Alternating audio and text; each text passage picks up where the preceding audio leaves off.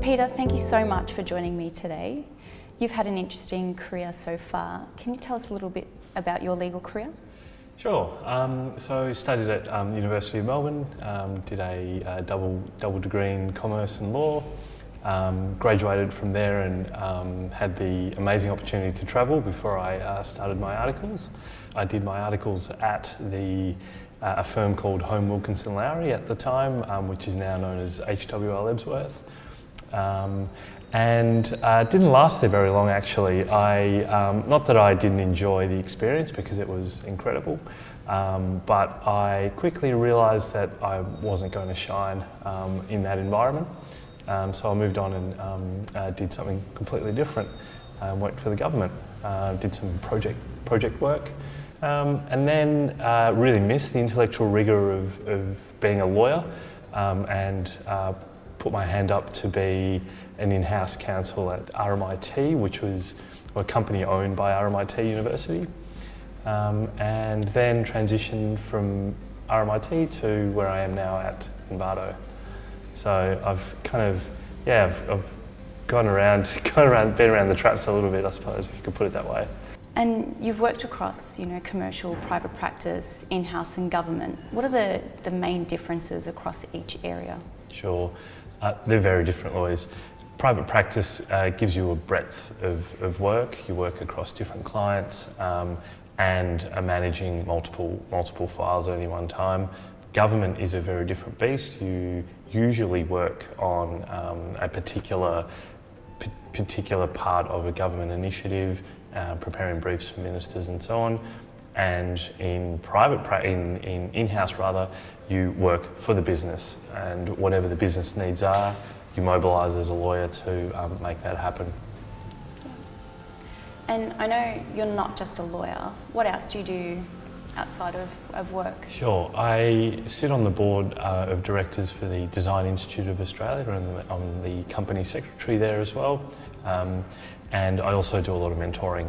I mentor individuals who would like to improve the way that they go about their professional existence, and I also mentor small businesses and startups, no matter where they are in their life cycle as a business. Now you've got 2 children. True story. How do you manage it all, from all the, working full time, children, family? Sure, how are you managing and balancing it all? I get up early in the morning, so I am up at 5:30 in the morning and like to do quite a bit of exercise before everybody else gets out of bed. And so that's one thing that I encourage in people who have a busy lifestyle, is to get up early, and then it's just a matter of making deliberate decisions. And what I mean by that is you don't waste time. There's no sitting around necessarily, and if you do choose to sit around, it's because that's the time of day that you've given yourself to do it. So I live by my diary. I'm mobile, so everything that I do comes with me, and that's another wonderful thing about where I work at the moment, is that I can do that. We can work anywhere in the world. We're designed to facilitate working online. And that's what I love about where I am at the moment at Envato. I can be with the kids at home 1 minute and log in and do some work the next. So it's that flexibility that I think allows me to get a lot more of my extracurricular things done as well. That's really good. Fun. Yeah. I like how you've managed to incorporate little techniques to help you. Sure. And like I said, Louise, it's really, you just have to decide for yourself what it is that you want to do, rather than just going on with what's next, and letting others dictate how your day pans out. And sometimes that means saying no, which is not as easy as it sounds. Yeah. Yeah. For lawyers wanting to move into an in-house role, what's one bit of advice you would give them? I think the most important thing with being in-house is really loving the business that you're working for, you're going to work for, and that is because you're in it. You can't remove yourself as a lawyer when you're in-house. No one likes a legal team that is just a bunch of lawyers. They want people who speak the same language as whatever the business is speaking, and genuinely enjoy the content of whatever it is the advice you're preparing. For example, I work at Envato and it's a software company. I've always loved software, building software, just always engaging with multimedia and website development and so on, put me in a position to it was an easy decision to go to somewhere like Envato because I love the business first and foremost. I just happen to be a lawyer in that environment. So my advice to anyone who's wanting to go in-house is, I suppose, get your foot in the door wherever you can, but have a goal that is centred around a business that you genuinely enjoy or believe in what they do. Great. How did you get your role at Envato? I met the General Counsel at a lunchtime ACLA seminar. Do you want me to tell you the whole story?